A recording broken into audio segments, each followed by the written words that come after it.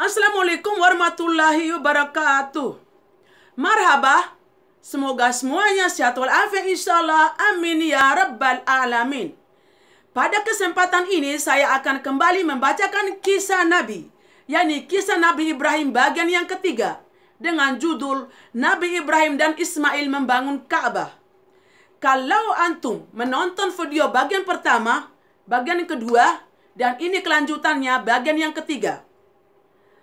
Semoga apa yang saya sampaikan ini disukai oleh teman-teman semua dan usahakan nonton video ini sampai akhir. Karena dari perjalanan kisah Nabi Ibrahim dan Ismail bangun Ka'bah ada pelajaran, pengetahuan, dan ilmu agama yang kita dapatkan. Semoga bermanfaat untuk semuanya. Dan terima kasih telah mau menonton video ini. Kelanjutan dari kisah Ismail yang sudah tumbuh dewasa. Kaum Jurhum yang melihat Ismail sudah dewasa, lalu mereka menjodohkan Ismail dengan wanita mereka. Kemudian pada suatu hari Ismail sedang keluar rumah dan istrinya Ismail kedatangan seorang tamu lelaki tua yang tidak ia kenal. Dan lelaki tua itu tiada lain adalah Nabi Ibrahim alaihissalam yang hendak mau menjenguk atau melihat keluarganya yang sudah lama ditinggalkannya di Mekah, yaitu di Baitullah, rumah Allah. Lalu Nabi Ibrahim bertanya keadaan mereka. Dan istri Ismail menjawab, dia keluar rumah mencari rezeki untuk kami. Kemudian Nabi Ibrahim alaihissalam bertanya lagi tentang bagaimana keadaan kehidupan mereka. Istri Ismail menjawab,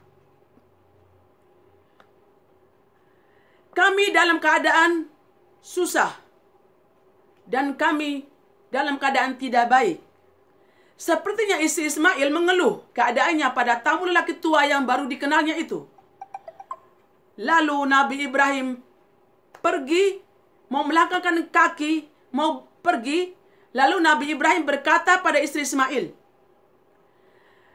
bilang pada suamimu, sampaikan salam saya kepadanya. Kalau dia sudah datang sampai di rumah, katakan kepadanya agar dia mengganti palang pintu rumahnya. Ketika Ismail sudah ada di rumahnya, seolah-olah dia merasakan sesuatu perasaan dan bertanya pada istrinya, apakah ada seseorang datang kepadamu atau mencariku? Istrinya menjawab, ya, ada orang tua datang kepadaku. Dan istrinya menceritakan semuanya dan sampaikan salam dan pesan orang tua itu kepada Ismail. Dia salam padamu dan berpesan agar engkau mengganti gembok pintu rumahmu atau palang pintu rumahnya. Ismail berkata pada istrinya, ya, dia adalah ayahku. Makna pesannya agar aku menceraikanmu. Lalu Ismail berkata lagi pada istrinya, pulanglah kau pada keluargamu. Itu tandanya Ismail menceraikan istrinya sesuai dengan pesan ayahnya dengan isyarat agar menggantikan palang pintu rumahnya. Setelah selang beberapa waktu, akhirnya Ismail menikah lagi dengan wanita lain dari kaum Jurhum itu juga. Dan Nabi Ibrahim sekali waktu keluar rumah, dan Nabi Ibrahim kembali lagi menemui keluarganya yang ditinggalkannya di Mekah, di Baitullah Ka'bah, sesuai dengan kehendak Allah Subhanahu wa Ta'ala. Jadi Nabi Ibrahim kalau datang menemui keluarganya di Mekah, tentu itu atas izin Allah. Lagi-lagi Ismail tidak ada di rumahnya. Nabi Ibrahim bertanya pada istri Ismail yang kedua ini, bertanya tentang Ismail, dan istri Ismail menjawab, dia sedang keluar rumah mencari rezeki untuk kami. Lalu Nabi Ibrahim bertanya lagi, bagaimana keadaan kalian? Kami baik dan hidup kami serba kecukupan, jawab istri Ismail. Lalu Nabi Ibrahim memuji dan bersyukur pada Allah mendengar kabar baik yang menyenangkan dari istri anaknya Ismail. Dan Nabi Ibrahim bertanya lagi, apakah makanan kalian? Daging, jawab istri Ismail. Dan minum kalian? Kami minum air, jawab istri Ismail lagi. Lalu Nabi Ibrahim memanjatkan doa kepada Allah Subhanahu wa taala seraya berkata, "Ya Allah, berkahilah mereka dalam daging dan minuman." Dan Nabi Ibrahim pun hendak mau pergi. Dan sebelum pergi, pesan kepada istri anaknya Ismail, "Sampaikan salamku pada suamimu dan suruh suamimu agar mempertahankan palang pintu rumahnya." Dan ketika Ismail sudah ada di rumahnya dan dia bertanya pada istrinya, "Apakah ada orang yang datang kepadamu?" Lalu istri Ismail menjawab, "Ya, kita kedatangan seorang tua yang bagus penampilannya. Dia bertanya tentang keadaanmu. Dan aku pun memberitahukannya bahwa engkau dalam keadaan baik. Dan juga bertanya tentang bagaimana keadaan kehidupan kita. Dan aku pun memberitahukannya bahwa hidup kita baik dan berkecukupan." Dan Nabi Ibrahim berkata pada istrinya, "Dia adalah ayahku dan memesan kepadaku agar aku mempertahankan rumah tanggaku denganmu." Itu maknanya agar tidak mengganti palang pintu rumah.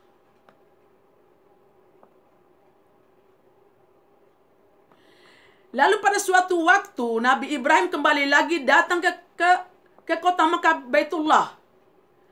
Dan pada waktu itu Ismail sedang berada di sekitar air Zam-Zam. Tentu saja Nabi Ibrahim datang menemui anaknya sesuai dengan izin Allah Subhanahu wa taala. Sementara Ismail pada waktu itu yang sedang ada di sekitar Zam-Zam ketika melihat ayahnya yang datang dengan cepat bangkit, datang mendekati ayahnya, keduanya berpelukan.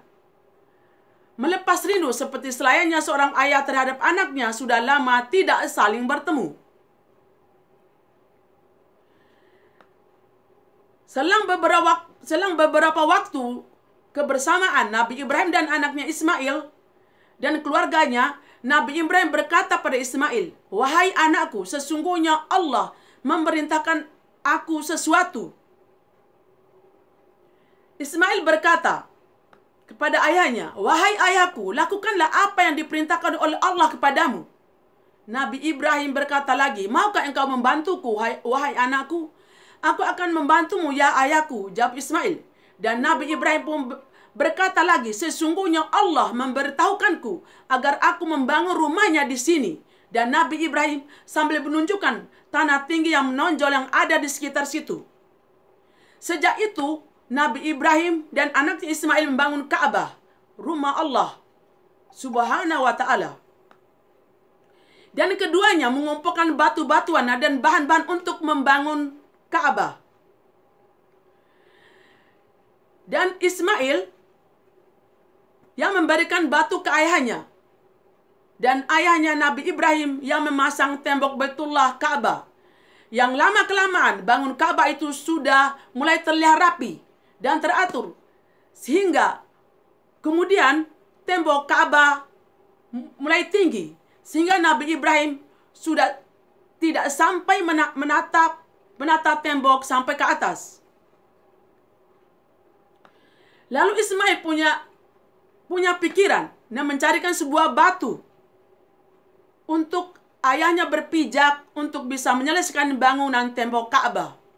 Lalu Ibrahim menemukan sebuah batu tidak besar, agak sedang, dan dibawakan batu itu ke ayahnya agar Nabi Ibrahim bisa berdiri di atas batu itu sambil menyelesaikan bangun Ka'bah.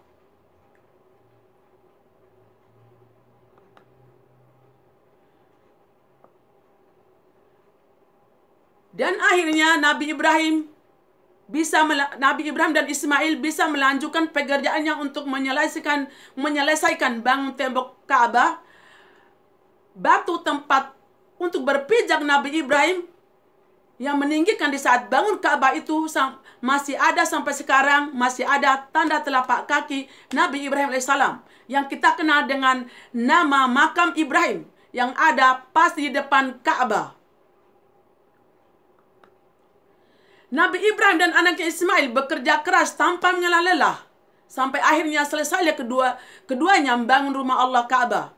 Sesuai dengan perintah Allah Subhanahu wa ta'ala sebagai tempat beribadat bagi umatnya. Allah Subhanahu wa ta'ala berfirman dalam Al-Quran surat Al-Baqarah ayat 127 dan 128 yang artinya, Dan ingatlah ketika Ibrahim meninggikan atau membina dasar-dasar Baitullah bersama Ismail, seraya berdoa, "Ya Tuhan kami, terimalah daripada kami amanat kami. Sesungguhnya Engkaulah yang Maha mendengar lagi Maha mengetahui. Ya Tuhan kami, jadilah kami berdua orang yang tunduk patuh kepada Engkau, dan jadikanlah di antara anak cucu kami umat yang tunduk patuh kepada Engkau, dan tunjuklah kepada kami cara-cara dan tempat-tempat ibadah haji bagi kami, dan terimalah taubat kami. Sesungguhnya Engkaulah yang Maha menerima taubat lagi Maha penyayang." Tentu teman-teman, bangunan Ka'bah yang dibangun oleh Nabi Ibrahim dan Nabi Ismail tidak seperti Ka'bah sekarang ini, tapi tempatnya tetap di situ, tidak pernah berubah. Di saat Nabi Ibrahim dan Nabi Ismail bangun Ka'bah itu tidak beratap dan tidak dipakaikan penutup atau kiswah seperti sekarang ini. Dan Baitullah Ka'bah ini teman-teman ada 4 sudut atau 4 rukun yang mempunyai nama masing-masing. Satu, rukun Aswad yang kita kenal dengan sebutan Hajar Aswad. Dari Hajar Aswad inilah para jemaah haji atau jemaah umroh atau orang melakukan tawaf sunnah memulai tawafnya. Dan di Hajar Aswad ini pula lah berakhirnya tawaf. Mencium Hajar Aswad merupakan sunnah. Pernah dilakukan oleh Rasulullah SAW dan dipraktekkan oleh Khalifah Rasyidin, dan pernah dipraktekkan oleh Khalifah Rasyidin Umar bin Khattab. Ada riwayat yang menceritakan bahwa Umar bin Khattab berkata pada Hajar Aswad di saat mau mencium Hajar Aswad, "Aku sebenarnya tidak akan menciummu kalau bukan Rasulullah pernah menciummu." Tapi teman-teman, kalau kalian datang umroh atau haji, kita tidak harus memaksakan diri. Kalau dapat menciumnya, alhamdulillah dapat pahala. Tapi kalaupun tidak menciumnya, tidak berdosa. Cukup kita salam dari jauh dengan angkat kedua tangan kita ke arah Hajar Aswad sambil mengucapkan Bismillah Allahu Akbar. Soalnya kalau umroh atau haji itu ramai sekali, jadi orang berebut-rebutan. Tidak harus kita memaksakan diri. Bagian kedua, rukun Yamani. Rukun Yaman ini, pojokan Ka'bah ini jika ditarik garis lurus ke selatan akan sampai ke negeri Yaman. Maka itulah disebut sebagai rukun Yamani. Sunnah untuk mengusapnya. Karenanya setiap tawaf Rasulullah menyempatkan diri untuk mengusapnya, tapi bukan mencium. Kalau tidak bisa mengusapnya karena kemungkinan ramai jemaah haji atau jemaah umroh, cukup mengangkat tangan dari jauh. Dan dari rukun Yaman ini, dari rukun Yaman ke Hajar Aswad, kita membaca doanya. Dan surat Al-Baqarah ayat 201 yang berbunyi, "Wa minhum man yaqulu Rabbana atina fid dunya hasanatan wa fil akhirati hasanatan wa qina azaban nar." Yang artinya, "Ya Tuhan kami, berilah kami kebaikan di dunia dan kebaikan di akhirat, dan peliharalah kami dari siksa api neraka." Itu doa sudah selalu dilakukan oleh umat Islam melaksanakan tawaf di Ka'bah. Ada riwayat yang menceritakan sewaktu melakukan tawaf, setiap Rasulullah melewati rukun Yamani, terlihat ada malaikat yang senantiasa mengucapkan amin sebagai jawaban atas doa Rasulullah SAW. Sebagian para ulama berpendapat bahwa rukun Yamani juga sebagai salah satu tempat yang sangat mustajab untuk berdoa dengan cara meletakkan tangan ke rukun Yamani, tangan kanan. Lalu mintalah kepada Allah Subhanahu wa taala apa yang kita inginkan. Dan yang ketiga, rukun Syam. Rukun Syam ini kalau di pojokan Ka'bah ini letaknya pada sisi barat bangun Ka'bah dan dinisbatkan arahnya jika garis lurus akan tiba ke negeri Syam. Syam itu seperti Suriah, Lebanon, Palestina, ke sana arahnya. Maka dinamakan rukun Syam.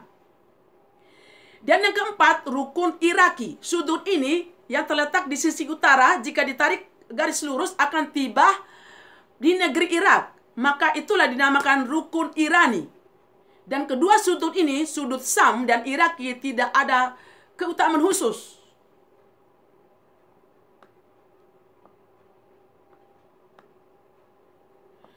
Kalau untuk makam Ibrahim, sunnah bagi kita sholat di belakang makam Ibrahim. Biasanya setiap selesai tawaf, jemaah umrah atau jemaah haji disunatkan sholat 2 rakaat di belakang makam Ibrahim. Kalau tidak bisa dari dekat, dari jauh pun tidak masalah, mengingat banyak jemaah yang melakukan tawaf. Dan Hijr Ismail. Hijr Ismail adalah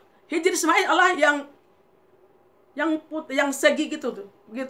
Hijr Ismail adalah bagian dari Ka'bah. Ada riwayat yang menceritakan sewaktu Sayyidah Aisyah, istri Rasulullah, menginginkan sholat di dalam Ka'bah, Rasulullah menyuruhnya untuk sholat di Hijr Ismail.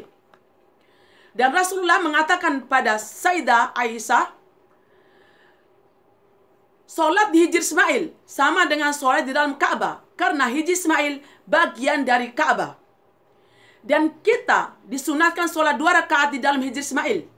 Dan juga Hijr Ismail merupakan salah satu tempat yang mustajab untuk berdoa. Amin ya Rabbal Alamin. Dan multajam. Multajam ini multajam adalah tempat berdoa yang sangat mustajab. Letaknya antara Hajar Aswad dan pintu Ka'bah. Di multajam ini pula Rasulullah SAW memanjatkan doa. Hadis Rasulullah diriwayatkan oleh Al-Baihaqi dan Ibnu Abbas berkata, Rasulullah SAW bersabda, antara Hajar Aswad dan pintu Ka'bah disebut multajam. Jika ada orang yang meminta sesuatu di multajam, melainkan Allah akan mengabulkan permintaannya itu. Amin Rabbal Alamin. Tentu teman-teman, kalau multajam itu mustajab doa antara pintu Ka'bah, antara Hajar Aswad dan Ka'bah. Biasanya zaman sekarang ini di atas, di samping Hajar Aswad, di atas sebelum pas di multajam itu ada askari atau polisi yang berdiri di atas sambil menjaga kalau ada orang saling merebutkan cium Hajar Aswad untuk menolongnya. Sambil melihat situasi juga. Dan di surat Al-Baqarah ayat 125 yang artinya, dan ingatlah ketika kami menjadikan rumah itu Baitullah Ka'bah tempat berkumpul bagi manusia dan tempat yang aman, dan jadikanlah sebagian makam Ibrahim tempat sholat, dan telah kami perintahkan kepada Ibrahim dan Ismail, bersihkanlah rumahku untuk orang-orang yang tawaf, yang itikaf, yang ruku, dan yang sujud. Itu teman-teman, saya jelaskan singkat mengenai sejarah di sekitar Ka'bah. Ini teman-teman, setiap saya tawaf, saya sering mendengar orang berdoa dari Hajar Aswad sampai ke makam Ibrahim itu. Saya sering mendengar jemaah membaca sholawat Ibrahimiyah antara Hajar Aswad ke makam Ibrahim. Saya mendengar ada jemaah, sering saya dengar membaca sholawat Ibrahimiyah, sholawat Nabi yang kita selalu baca di waktu sholat, di waktu tahiyat. Dan akhirnya saya juga kalau melakukan tawaf, akhirnya jadi sering. Jadi saya selalu membaca sholawat Ibrahimiyah kalau saya melakukan tawaf dari Hajar Aswad ke makam Ibrahim. Jadi teman-teman, di sekitar Ka'bah itu tempat-tempat mustajab untuk berdoa, di antaranya adalah satu di multajam, antara Hajar Aswad dan ke pintu Ka'bah. Lalu Hijr Ismail, di dalam Hijr Ismail. Lalu ketiga makam Ibrahim. Juga antara rukun Yaman ini dan Hajar Aswad, tempat mustajab doa juga. Karena kalau dipikir-pikir begitu banyak umat manusia melakukan tawaf antara rukun Yaman ke Hajar Aswad, membaca Rabbana atina fid dunya hasanah wa fil akhirati hasanah wa qina adzabannar. Tentu saja kita melakukan tawaf dapat barokahnya juga insyaallah. Amin ya rabbal alamin. Lalu di depan Ka'bah. Kalau depan Ka'bah itu, kalau dipikir-pikir semuanya mustajab terkabulnya doa. Karena di depan Ka'bah itu ada multajam, ada pintu Ka'bah, ada makam Ibrahim. Jadi doa di depan Ka'bah, berdoa dari jauh ataupun dari dekat, insya Allah diijabah doa kita. Banyak buktinya, tapi nggak banget cerita di sini. Dan semua itu teman-teman kisah singkat mengenai Ka'bah dan perjalanan Nabi Ibrahim dan Nabi Ismail bangun Ka'bah. Semoga apa yang saya sampaikan ini bermanfaat untuk teman-teman semua. Semoga siapapun menonton video ini, insya Allah semoga dipanggil oleh Allah untuk dapat kesempatan melaksanakan ibadah umrah dan ibadah haji di kota suci Mekah, di rumah Allah Ka'bah, insya Allah. Amin ya rabbal alamin. Semoga kita semua panjang umur sehat walafiat. Bertemu lagi dengan saya, kisah Nabi Ibrahim bagian keempat, masalah kurban. Sekian dulu dari saya. Wassalamualaikum warahmatullahi wabarakatuh.